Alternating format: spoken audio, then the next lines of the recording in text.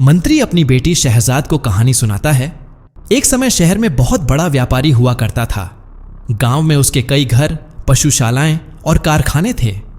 एक रोज वह अपने परिवार के साथ गांव आया और अपनी पशुशाला को देखने गया, जहां एक कोने में खूंटे से बंधा गधा और बैल आपस में बात कर रहे थे। व्यापारी पशु पक्षियों की भाषा भली भांति समझता था, इसलिए वह कौतूहल से वहां रुक गया और गधे बैल की बात सुनने लगा। बैल गधे को अपनी पीड़ा सुना रहा था। वह कह रहा था कि तू कितना खुशकिस्मत है जो हमेशा मालिक के साथ रहता है। मालिक तेरा ख्याल रखता है, तुझे अच्छा जौ खाने को देता है। बदले में मालिक बस तुझसे इतना ही काम लेता है कि तुझ पर सामान लाद कर या खुद बैठकर कभी कभी कहीं चला जाता है। तेरा जीवन मेरे जीवन से कई गुना अच्छा है। बैल कहता है, मैं बहुत अभागा हूं, दिन रात मेहनत करता हूं, बावजूद सुबह उठते ही मालिक मेरी पीठ पर हल टांग कर दिन भर मुझे चाबुक मारता और काम कराता है। खाने के लिए भी सूखा भूसा ही मिलता है। गंदगी गोबर में दिन काटता हूं। इतना कहते ही बैल मायूस हो जाता है। उसे मायूस देख गधा कहता है, भाई सच में तुम्हारा जीवन बहुत कष्टकारी है। तुम्हारे साथ अन्याय हो रहा है। मैं तुम्हें मालिक के प्रकोप से बचने का उपाय बताता हूं, तुम वही करना, फिर तुम खुशी से रह पाओगे। बैल ने तपाक से पूछा, क्या सच में ऐसा होगा मेरे दोस्त? जल्दी बताओ क्या तरकीब है। गधा कहता है कि तुम एक काम करो, अपने आप को बीमार और कमजोर दिखाओ।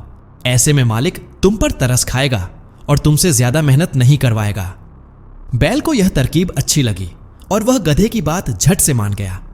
व्यापारी वहां खड़े होकर दोनों की बातें सुन चुका था। अगली सुबह जब हलवाहा खेत जोतने के लिए बैल को लेने गया तो उसने देखा कि बैल अचेत जमीन पर गिरा हुआ है।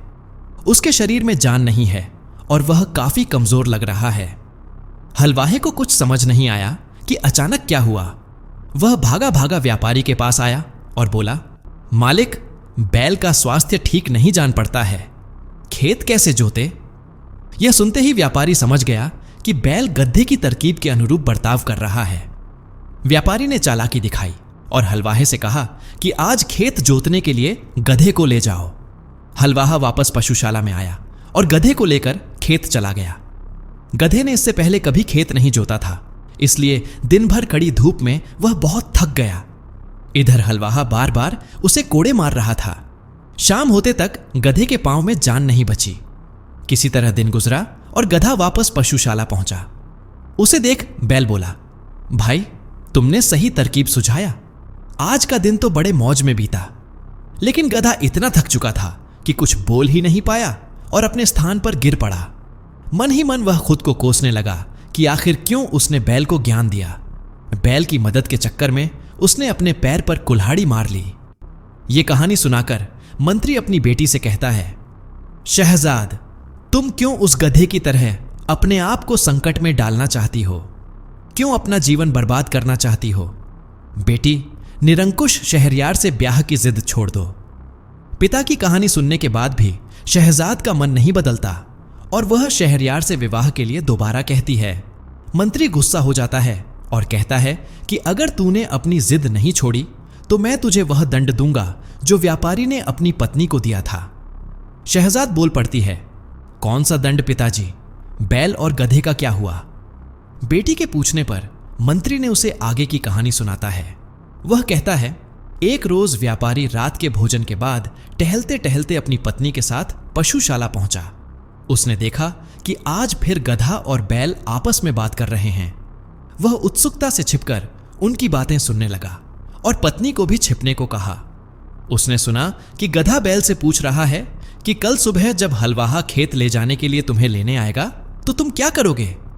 बैल जवाब देता है, भाई तुमने जो बताया था मैं वैसा ही करूंगा।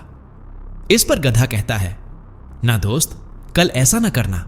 रास्ते में मैंने व्यापारी को कहते सुना था कि कल कसाई आएगा और तुम्हारी खाल ले जाएगा, क्योंकि मालिक को लगता है कि तुम बूढ़े हो चुके हो। तुम मेरे दोस्त हो, इसलिए मैं तुम्हें आगाह कर रहा हूं, बाकी जैसी तुम्हारी इच्छा। गधे की बात सुनकर बैल असमंजस में पड़ गया कि वह क्या करे। अंत में उसने कहा कि कल वह बीमार होने का नाटक नहीं करेगा और काम पर जाएगा। इतने में छिपकर दोनों पशुओं की बातें सुन रहा व्यापारी ठहाके लगाकर हंसने लगा। उसकी पत्नी ने वजह पूछी तो व्यापारी ने महज इतना ही कहा कि वह गधे और बैल की बातें सुनकर हंस रहा है। पत्नी ने उससे कहा, आप ये कला मुझे भी सिखाइए, मैं भी जानना चाहती हूं कि पशु पक्षी आपस में क्या बात करते हैं। व्यापारी ने साफ इनकार कर दिया और घर आ गया। पत्नी बार बार उसे यह कला सिखाने के लिए कहती रही, लेकिन व्यापारी मानने को ही तैयार नहीं था। उसने कहा कि अगर मैंने तुझे यह विद्या सिखाई तो मैं जीवित नहीं बचूंगा। बावजूद पत्नी जिद पर अड़ी रही। वह रात भर नहीं सोई और न व्यापारी को सोने दिया। अगले दिन भी पत्नी की जिद शांत नहीं हुई। कई रोज गुजर गए। व्यापारी अपनी पत्नी को समझाता रहा, लेकिन मामला खत्म होने की बजाय बढ़ता जा रहा था। एक रोज व्यापारी परेशान दुखी मन लिए घर के बाहर बैठा था। उसने देखा कि आंगन में मुर्गा मुर्गी प्यार भरी बातें कर रहे हैं, जिसे देखकर वहां खड़ा एक कुत्ता उन पर भौंक रहा है। वह मुर्गा मुर्गी से कहता है, तुम दोनों को लज्जा नहीं आती, हमारे मालिक परेशान हैं और तुम दोनों खुशी मना रहे हो। इस पर मुर्गा कहता है, हमारा मालिक मूर्ख है जो एक स्त्री का पति है। मुझे देखो, मैं कितना सुखी हूं। यहां की 50 मुर्गियां मेरे अधीन हैं। हमारा स्वामी अगर बुद्धि से काम ले तो एक क्षण में उसकी पीड़ा दूर हो जाएगी। कुत्ता कहता है, मालिक ऐसा क्या करे? मुर्गा कहता है, हमारे मालिक को चाहिए कि एक मजबूत लाठी ले और अपनी पत्नी की कोठरी में जाए। पहले मनाएं और तब भी अगर पत्नी हठ न छोड़े तो लाठी से उसकी जमकर पिटाई करें। पत्नी रो धोकर स्वत शांत हो जाएगी। मुर्गे की बात व्यापारी ने सुनी और उसने वही किया जो मुर्गे ने कहा था। पत्नी की कोठरी में जाकर उसने लाठी से उसकी जमकर पिटाई की।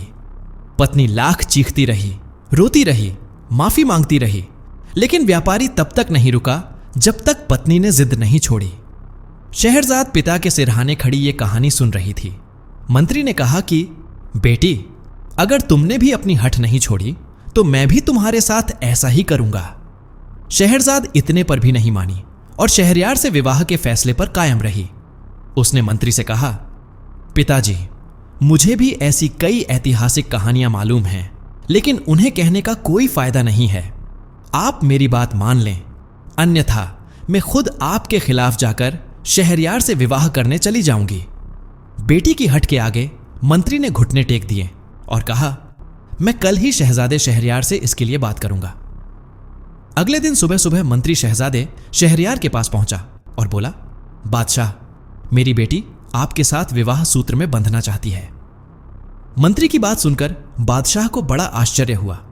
उसने कहा, मंत्री, तुम मेरा व्यवहार जानते हो, फिर भी अपनी बेटी को मेरे पास भेज रहे हो, क्यों?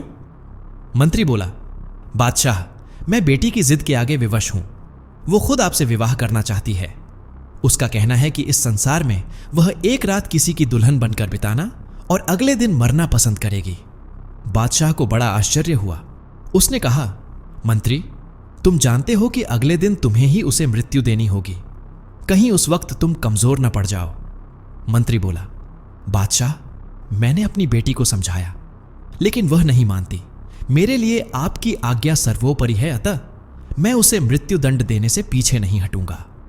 यह सुनते ही शहजादे शहरयार ने कहा, ठीक है, सब तय है तो देरी किस बात की। जाओ, अभी ही अपनी बेटी को ले आओ। मैं आज रात ही उससे विवाह करूंगा। बादशाह का संदेशा लेकर मंत्री अपनी बेटी शहरजाद के पास आता है और उसे पूरी बात बताता है। शहरजाद ये सुनकर प्रसन्न हुई कि शहजादे उससे विवाह के लिए मान गए। उसने पिता का आभार किया और मन दुखी न करने को कहा। विवाह की तैयारियां हो रही थीं कि तभी शहरजाद ने अपनी छोटी बहन दुनियाजाद को बुलाया और उससे एक वचन लिया। शहरजाद ने कहा कि बहन, मुझे वचन दो कि तुम ठीक वैसा ही करोगी जैसा मैं तुम्हें कहूंगी। दुनियाजाद अपनी बड़ी बहन की आज्ञा मान लेती है और उसे वचन दे देती है। शहरजाद दुनियाजाद से कहती है, जब मैं ब्याह करके शहजादे के यहां जाऊंगी तो उनसे निवेदन करके तुम्हें भी वहां बुलाऊंगी। तुम मेरे बुलाने पर वहां आ जाना।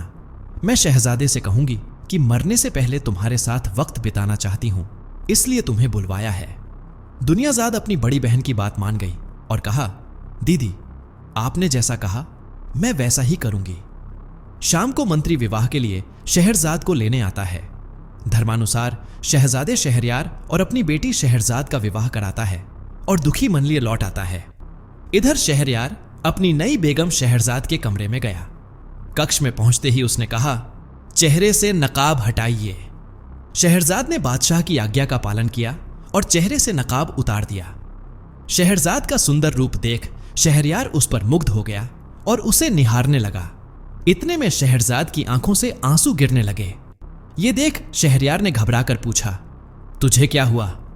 शहरजाद ने उत्तर दिया, शहजादे, मेरी एक बहन है जो मुझे प्राणों से प्रिय है। मेरी इच्छा है कि वह मेरे साथ आज रात यहां रहे ताकि कल सुबह मैं अंतिम बार उससे गले मिल सकूं। शहजादे शहरयार ने उसकी बात मान ली और उसे बुलावा भेजा। संदेशा पाकर पहले से तैयार बैठी दुनियाजाद अपनी बहन के पास आने के लिए निकल गई। वह महल में आई और अपनी बहन के कक्ष में घुस गई।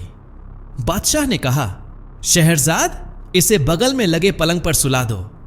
शहरजाद ने बादशाह की आज्ञा के मुताबिक बहन को पास के पलंग में सुलाया और खुद बादशाह के साथ शाही पलंग पर सो गई। हल्की रोशनी होते ही दुनियाजाद उठी और बड़ी बहन के पास आकर बोली, दीदी, तुम्हारी चिंता में मैं रात भर सो नहीं पाई। मन बहुत घबरा रहा है। कोई कहानी सुनाओ ताकि जी बहल जाए। दुनियाजाद की बात सुनकर उसने बादशाह शहरयार की तरफ देखा और उनसे अनुमति मांगी। बादशाह शहरयार ने शहरजाद को कहानी सुनाने की अनुमति दे दी। शहरजाद ने दुनियाजाद को कौन सी कहानी सुनाई? क्या वह अपनी योजना में कामयाब हुई या अगले दिन शहरयार ने उसे भी मरवा दिया?